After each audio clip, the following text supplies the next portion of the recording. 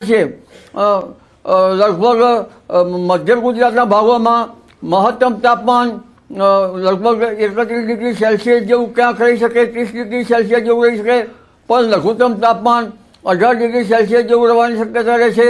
જ્યારે દરિયા કિનારાના ભાગોમાં લઘુત્તમ તાપમાન 19 થી 20 ડિગ્રી સેલ્સિયસ જેવું રહેવાની શક્યતા રહે છે, ખાસ કરી પશ્ચિમ સૌરાષ્ટ્રના ભાગોમાં, અને મહત્તમ તાપમાન 30-31 ડિગ્રી સેલ્સિયસ જેવું રહેવાની શક્યતા રહે છે.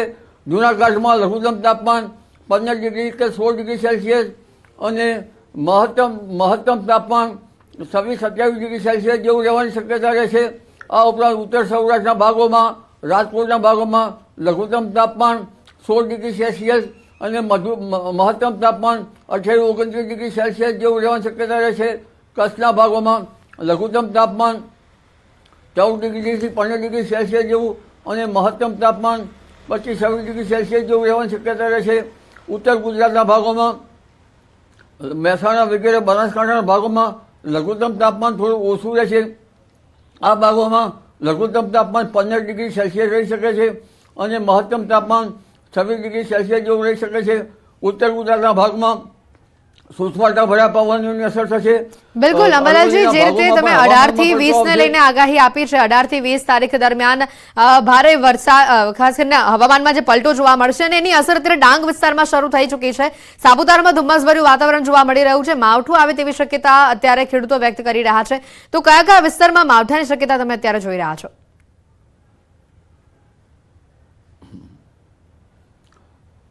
માવઠાની શક્યતા અંગે જોઈએ તો જાન્યુઆરીના અંત ભાગમાં વારંવાર હવામાનમાં પલટાવ છે અને લગભગ દક્ષિણ ગુજરાતના ભાગોમાં તો હવામાનમાં પલટો આવશે, કારણ કે અરબી સમુદ્રના પવનના કારણે. પણ ઉલ્લેખનીય છે કે તારીખ 22માંથી એક મજબૂત પશ્ચિમી વિક્ષોભ આવવાની શક્યતા રહે છે. મજબૂત એટલે મધ્યમ કક્ષાના મજબૂત, જેના કારણે હવામાનમાં પલટો આવી શકે છે. અને ગુજરાતના ભાગોમાં તારીખ 24-25-26માં ફરી પુનઃ હવામાનમાં પલટો આવશે અને 26-27-28-29માં વાદળ, વાયુ અને કોઈ ભાગમાં કમોસમી વરસાદ થવાની શક્યતા રહે છે. એટલે આ જાણી લેવાનું ઉલ્લેખનીય છે કે તારીખ 18-19-20માં ડાંગમાં તો પલટો આવશે, એ મોટો પલટો આવવાની શક્યતા રહે છે ડાંગના ભાગોમાં. પરંતુ તારીખ લગભગ જે એક બીજો પશ્ચિમ વિક્ષોભ આવે છે, જેના કારણે અરબી સમુદ્રનો ભેજ અને બંગાળ ઉપસાગરના ભેજના કારણે આ મોટો પલટો આવશે. એટલે લગભગ જાન્યુઆરીના અંત ભાગ સુધીમાં આહવા, ડાંગ, વલસાડના ભાગમાં પણ પલટો રહેશે ચાલુ અને વિષમ હવામાનની વિપરીતતા રહેવાની શક્યતા રહેશે. આ અરસામાં ડાંગમાં ક્યાંક હળવો કમોસમી વરસાદ થવાની શક્યતા રહેશે. ઉત્તર ગુજરાતના ભાગોમાં પણ હવામાનમાં પલટો આવશે અને પંચમહાલના ભાગોમાં હવામાનમાં પલટો આવશે.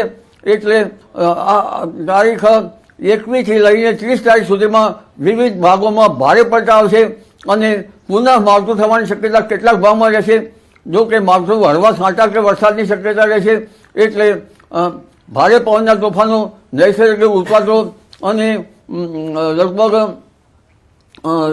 કરા પડવા એવા ઉત્તર ભારતની જે હવામાનમાં પલટો આવશે, એ પલટો ગુજરાતમાં પણ એની અસર વર્તાવવાની શક્યતા રહેશે.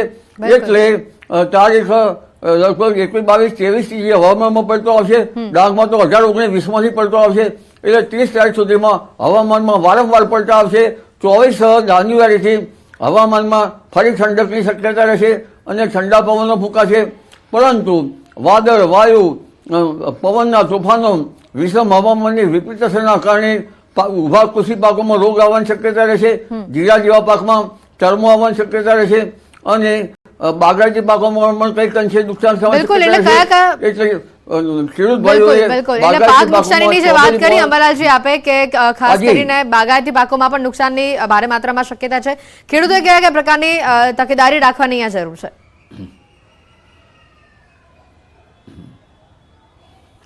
ખેડૂત ભાઈઓએ લગભગ જીરા જેવા પાકોમાં પાક સંરક્ષણના પગલાં લેવા યોગ્ય રહેશે. આ ઉપરાંત દિવેલાના પાકમાં પણ ઈયળો પડવાની શક્યતા રહેશે. ઉત્તર ગુજરાતમાં દિવેલાનું વાવેતર હોય છે અને બાગાયતી પાકોમાં પણ ઈયળો પડવાની શક્યતા રહેશે. તુવર જેવા પાકોમાં લગભગ તેમાં પણ ઈયળો પડવાની શક્યતા રહેશે. અને ક્યાંક મચ્છી જેવી નાની શક્યતા રહેશે. રાયડાના પાકોમાં પણ કંઈક અસર રહેશે. એટલે આ ઉત્તર ગુજરાતના પાકો પણ દક્ષિણ ગુજરાતના પાકોમાં બાગાયતી પાકોમાં ફળ કોરી ખાનારી ઈયળો અમુક શાકભાજીના પાકમાં પડવાની શક્યતા રહેશે. એટલે ખેડૂત ભાઈઓએ વિષમ હવામાનની વિપરીત અસરના કારણે ખાસ કરીને શાકભાજીના પાકો ઉપર જો ધ્યાન રાખવાનું રહેશે. પણ પાક સંરક્ષણના પગલાં શાકભાજીમાં જંતુનાશક દવાનો છંટકાવ કરતાં ત્યાંની અસરો લગભગ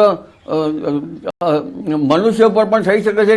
કારણ કે તેનો ઉપયોગ મનુષ્ય માનવ સમુદાય કરતો હોય છે. એટલે જે દવાઓ જે છે એમાં જૈવિક દવાઓ છાંટવી યોગ્ય રહે. અને બીજા અન્ય જે બાગાયતી ઊભા પાકો છે, જે કલમો છે, કેટલીક એને પણ બેન્ડ થઈ જવાની શક્યતા રહે છે. કારણ કે કલમો થોડી મોટી થઈ ગઈ છે. જી બિલકુલ અમરલાલજી, મુખ્યત્વે આપણે એવું જોઈએ છે કે ઉત્તરાયણ પછી ઠંડી ઓછી થઈ જતી હોય છે.